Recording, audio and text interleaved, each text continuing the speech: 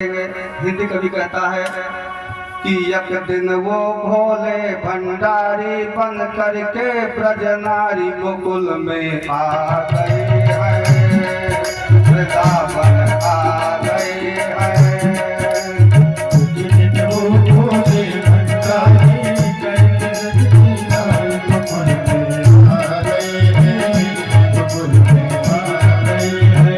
पार्वती भी बना के हारी ना माने त्रिपुरारी वृंदावन आ गए हैं।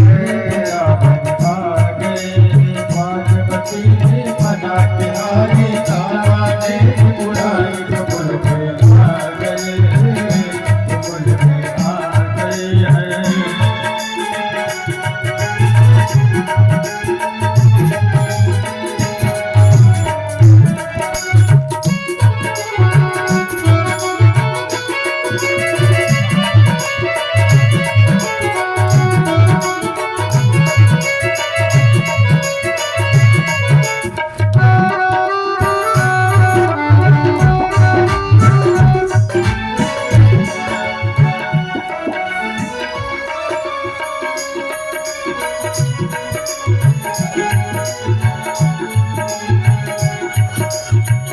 पार्वती से बोले मैं भी चलूंगा तेरे संग में, संग में।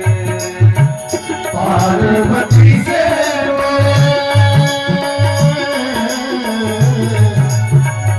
पार्वती से बोले मैं भी चलूंगा तेरे संग में।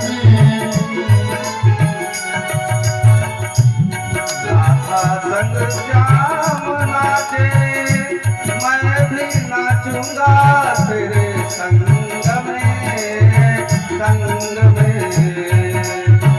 राधा संग श्याम नाचे मैं भी चलूंगा तेरे संग में, तेरे संग में। रात रचेगी ब्रज में भारी हमें दिखाओ प्यारी वृंदावन आ गए हैं, गोकुल में आ गए हैं। रात रचेगी ब्रज में भारी हमें दिखाओ प्यारी गोकुल में आ गए हैं, गोकुल में आ गए हैं।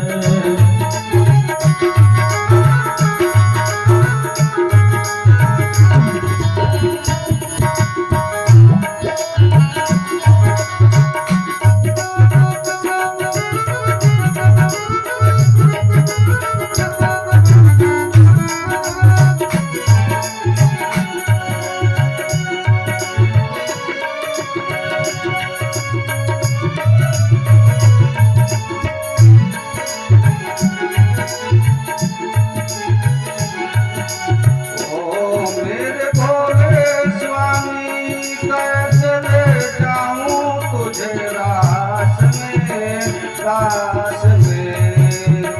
ओ मेरे भोले स्वामी कैसे लगाओ तुझे रास में, तुझे रास में। मोहन के सिवा वहाँ कोई न जाए उस रास में, रास में। मोहन के सिवा वहाँ कोई पुरुष ना जाए रास में, हाँ, रास में। हंसी करेंगी ब्रज की नारी हमें दिखाओ प्यारी वृंदावन आ गए हैं। हंसी करेगी ब्रज की नारी मानो बात हमारी गोकुल में आ गए हैं, गोकुल में आ गए हैं। एक दिन वो भोले भंडारी बन करके ब्रजनारी गोकुल में आ गए हैं। गोकुल में आ गए हैं। एक दिन वो भोले भंडारी बन के ब्रज की नारी गोकुल में आ गए हैं, गोकुल में आ गए हैं। एक दिन वो भोले भंडारी बन के ब्रज की नारी गोकुल में आ गए हैं, गोकुल में आ गए हैं, गोकुल में आ गए हैं।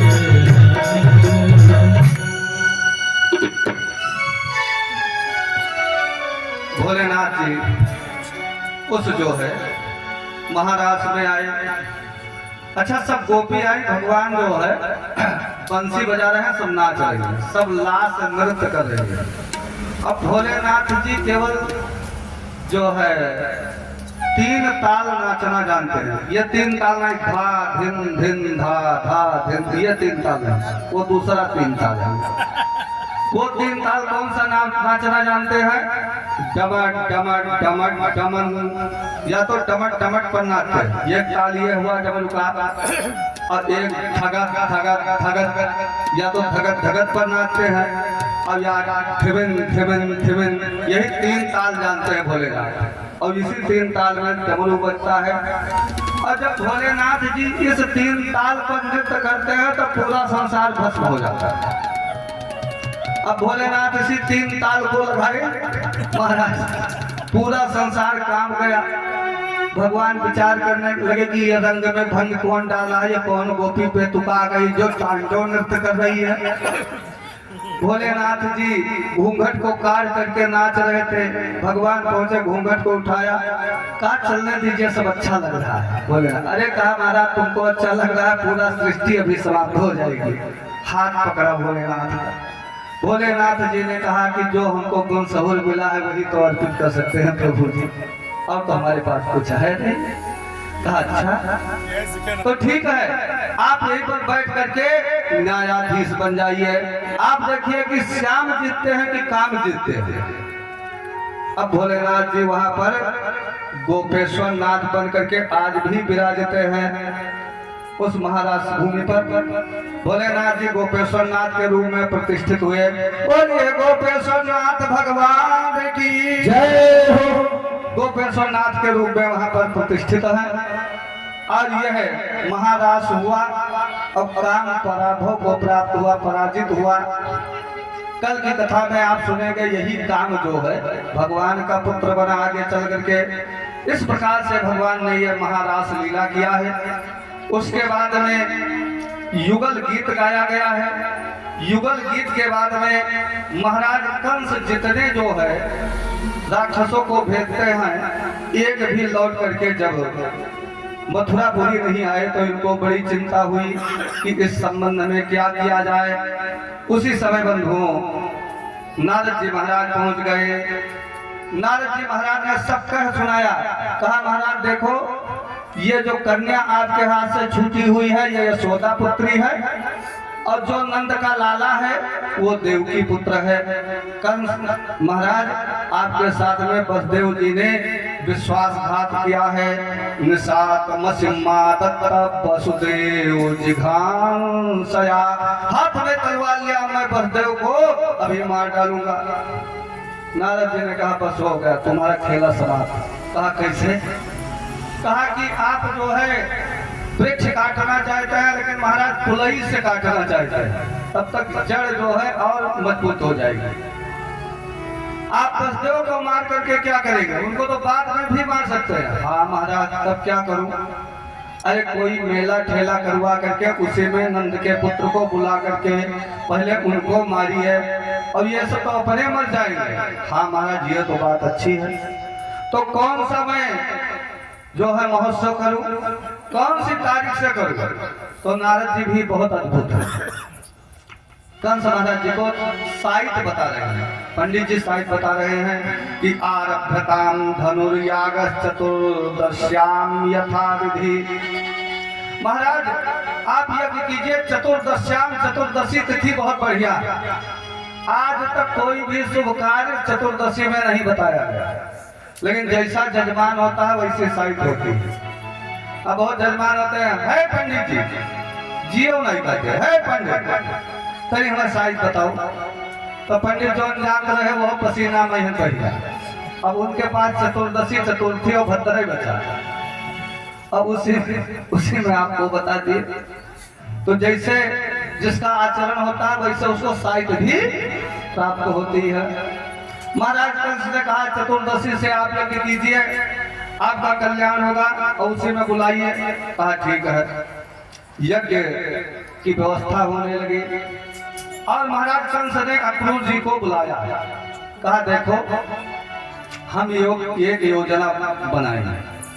उसमें अपने पिता उग्रसेन, वसुदेव, नंद, नंद के पुत्र सबको मार डालेंगे, फिर हम राजा रहेंगे और आप इस देश के प्रधानमंत्री रहेंगे हमारे। तो महाराज यह काम आप कीजिए। अक्रूर जी को यह बात अच्छी नहीं लगी, लेकिन चूंकि नौकरी करते हैं और नौकरी में जो है स्वामी के साथ विश्वासघात नहीं करना चाहिए। अक्रूर जी ने कहा ठीक है स्वामी मैं जाऊंगा। अब रात्रि भर अक्रूर जी जो है सोचते रहे। प्रातः काल हो गया, रथ को लिया, रथ पर बैठ करके और वृंदावन की यात्रा करते हैं। रास्ते में विचार करते हैं हम वृंदावन पहुंचेंगे, वहां पर भगवान हमको मिलेंगे, पैरों में गिर पड़ेंगे, चाचा चाचा कहेंगे, गले से लगा लेंगे। ऐसा विचार करते हुए सायंकाल तक वृंदावन पहुंच गए। भगवान बलदाऊ, भगवान कन्हैया गौ सेवा कर रहे थे, गौ दोहन कर रहे थे। और जो अक्रूर चाचा गौशाला में पहुंचे थे, भगवान दौड़ करके एक एक चरण को पकड़ लिया और चाचा चाचा कह करके गले से लगा लिया। और लगाने के बाद में हाथ पकड़ करके नंद भवन में लेकर के गए। चाचा के चरण को धोया, उनको जलपान कराया। जलपान कराने के बाद में जब पलंग पर लेट गए, तब जो है भगवान पूछना प्रारंभ किया कि ये बताओ क्या हाल चाल है। मेरा मामा जब तक कंस जीवित है तब तक मैं आपसे क्या हाल चाल पूछूं, आप क्यों आए हुए हैं। अक्रूर जी ने सब बात कंस की बता दिया भगवान को। अब बताने के बाद में भगवान हंसे, कहा मैं भी इसी समय की प्रतीक्षा कर रहा था, मैं अवश्य चलूंगा, लेकिन बाबा को केवल न्योता बताना, ये सब जाल उपक्रम मत बताना। कहा ठीक है महाराज। नंदराय बाबा जी को बताया। नंदराय बाबा जी बड़े शौकीन हैं यज्ञ और मेला ठेला के, वो बहुत प्रसन्न हुए। कोतवाल को बुलवाया, कहा पूरे गाँव में संदेशा दे दो, कल मथुरा चलना है, वहाँ पर यज्ञ होगी, सारे लोग तैयार हो जाएं। और कोतवाल जाकर के सबको बताया। और जब गोपियों को पता चला कि प्रातः काल हमारे प्राणाधार नंद नंदन चले जाएंगे हमको छोड़ करके, तब गोपियां रोना प्रारंभ किया और कह रही हैं आपस में कि मैं कैसे रह पाऊंगी। मैंने तो अपना सर्वस्व अपने प्रेमास्पद भगवान को ही समझ रखा है, नंद नंदन को ही समझ रखा है, उनके बगैर मैं नहीं रह पाऊंगी। कल जब वो जाएंगे तो मैं उनको रोकूंगी। ऐसा गोपियां जो है आपस में चर्चा कर रही हैं। प्रातः काल हो गया बंधुओं। नंदराय बाबा श्रेष्ठ गोप वालों को लेकर के आगे चल देते हैं और भगवान तैयार होकर के जो अक्रूर के रथ पर बैठे, तो गोपियां रास्ते में आकर के जो है लेट जाती हैं। हे श्याम सुंदर मैं तुमको नहीं जाने दूंगी। भगवान उतरे और गोपियों से कहा देखो देवियों, हमें यहाँ रहते रहते हमारा मन ऊब गया है, हम मथुरा जाना चाहते हैं और वहाँ 2-4 दिन रहेंगे, सब इधर उधर का देखेंगे, हमको बड़ी प्रसन्नता होगी। अब गोपियों ने विचार किया कि अच्छा प्रेमी वही माना गया है, श्रेष्ठ प्रेमी जो अपने प्रेमास्पद को सुखी करने के लिए अपना सर्वस्व न्यौछावर कर दे। हमको भले कष्ट मिलेगा, लेकिन जो मेरे प्रेम मूर्ति हैं, भगवान है, उनको जो है सुख मिलेगा, तो हमें बलिदान लेना चाहिए अपने प्रेम का। हाथ जोड़ा गोपियों ने कहा सरकार आप कब आएंगे। सांत्वयामा सा प्रेमयी राया से भगवान ने कहा मैं बहुत शीघ्र लौट करके आ जाऊंगा। ऐसा कह करके जब भगवान चले, तब अब अक्रूर जी को शंका हो गई कि हम तो जानते थे कि ये भगवान है, अब इतनी गोपियां इनको रोक रही हैं, पता नहीं ये कंस को मार पावे कि न मार पावे। भगवान जान गए। भगवान ने सोचा अब चाचा का भी उपाय करना चाहिए। चाचा यही सोचते हुए जमुना जी के किनारे पहुंच गए और भगवान से कहा मैं ब्रह्महरद में स्नान करना चाहता हूँ। हाँ चाचा जाओ स्नान करो। अक्रूर जी गए और डुबकी मारा, अंदर देखा कि बलदाऊ और कन्हैया जल के अंदर विद्यमान है। ऐसे छिड़का शरीर को, अरे राम राम, ये तो रथ पर बैठे हुए थे। बाहर निकल करके देखा तो रथ पर बैठे हुए हैं भगवान। फिर अंदर डुबकी मारा, फिर वहां पर कृष्ण बलदाऊ दिखाई दे रहे हैं। पुनः बाहर देखा, जब तीसरे बार जो है डुबकी लगाया और अब जब कृष्ण बलदाऊ को देखा तो जो बलराम जी हैं वो शेषनाग बन गए।